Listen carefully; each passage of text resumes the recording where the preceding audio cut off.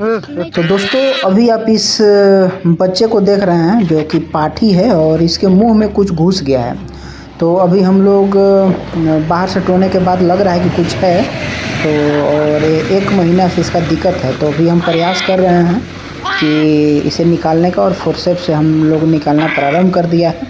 अब चलिए पूरा वीडियो देखिए और देखिए कि कैसे निकलता है।